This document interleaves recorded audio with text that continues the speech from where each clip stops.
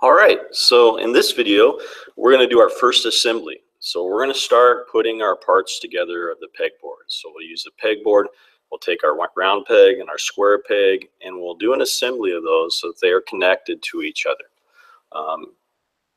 Let's go ahead and start this by sharing. And so here we are, we left off with the pegboard. And so we're going to now make a new assembly. So we're going to go to File, New, and Assembly, not Part, Assembly. Load up here. So an assembly looks a lot initially like you're building a part, but it is a different sort of setup where you're, instead of creating parts, you're placing parts and constraining or connecting them together. And so I'm going to start this assembly by placing a part. I'm going to place, to start with, my pegboard. So I've saved that to my network drive here. And here is my pegboard. Open it up, and there it is. It's connected to my mouse. I'm just going to click, and it will place it. Now, you look here. It wants to do another one. I'm going to hit Escape on the keyboard. There is my pegboard part. First thing I want to do before I do anything else and try to assemble is I'm going to ground my pegboard. And so this just kind of constrains it in 3D space. It freezes it into place. So I'm going to right-click on pegboard, and I'm going to go down to grounded, and that grounds it into place. And so now I can't drag it around. Now you can't really tell that if I'm dragging around or not until I have other parts in here, but it is grounded. If for some reason this window is closed out, so I'll close it out because people have a bad habit of closing it. We'll go to View, and then User Interface, and then select Browser. Here, from my model browser, there's my pegboard. There it is.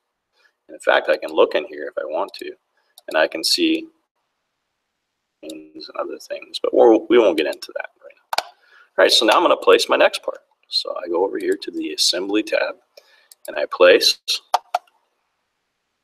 my round peg. I'm going to open it. And there it is. I'm going to click to place it.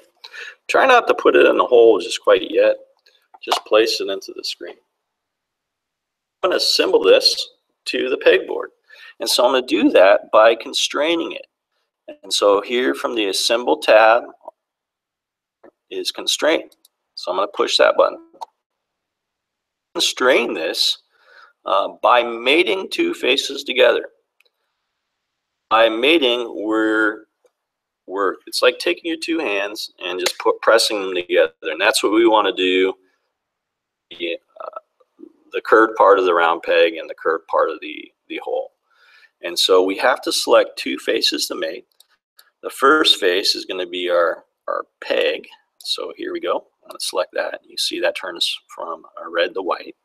And then I'm going to constrain my second selection here, which is the hole. And a little noise happens. Donk. We hit Apply. And my round peg is in the hole. One funny thing that you can kind of do with this is because it is constrained just on the sides, you can actually move your peg through the hole. And sort of entertaining thing to do. So back to the home view, and we're going to place another peg.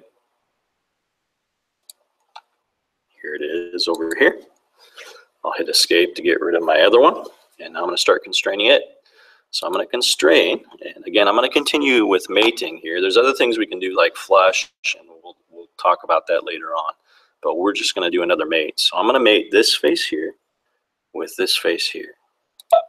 And there it goes. Take a look at what we got here. So from the top view, look, there's a space here. That's kind of weird. I can still move my peg around. It looks like it really wasn't constrained, but it was. There's just that we need another constraint to hold it into place. And so I'm going to constrain again. Mate this face, this back face here. I'm going to mate this face here to, you can see I kind of orbit around here.